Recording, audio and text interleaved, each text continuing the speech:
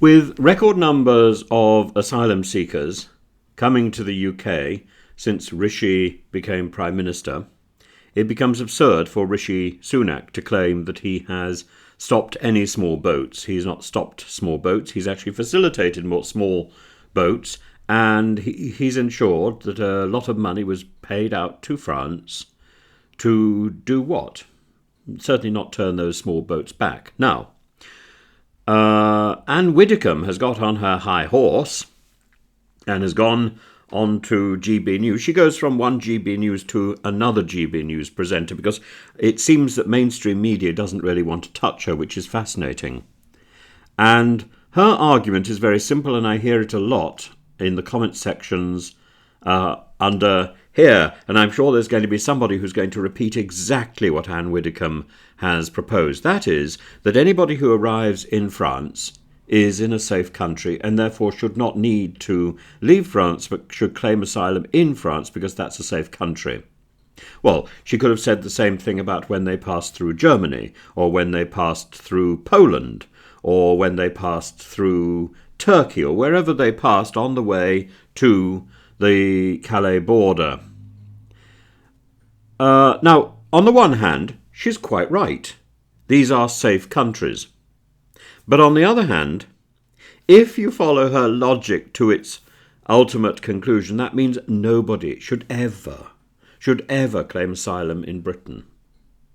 It means Britain and Ireland should never ever have to deal with asylum seekers, because they will always have to come through a safe country in order to get here. But what she's doing, and she should know better because she was the Shadow Home Secretary at one point, so she had access to the paperwork. What she is doing is drawing a veil over the casework that has been managed in the UK by British judges in British courts, which has made it very clear that British law regards a transition period of about 70 days to be perfectly in order for people to come from their original country to the host country where they want to claim asylum.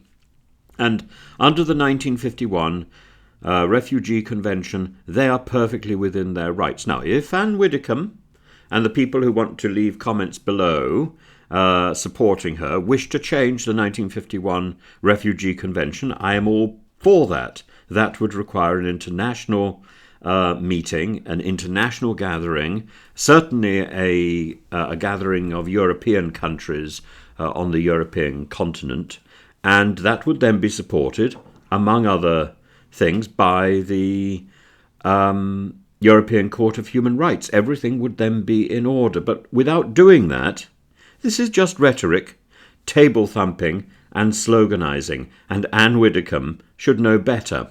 Of course she doesn't, because she's Anne Widdicombe.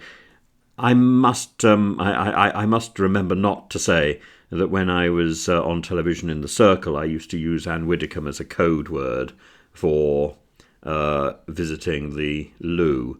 But Anne Widdicombe is a formidable and an intelligent former politician, and yet she's peddling this rubbish to the one channel which will listen to her.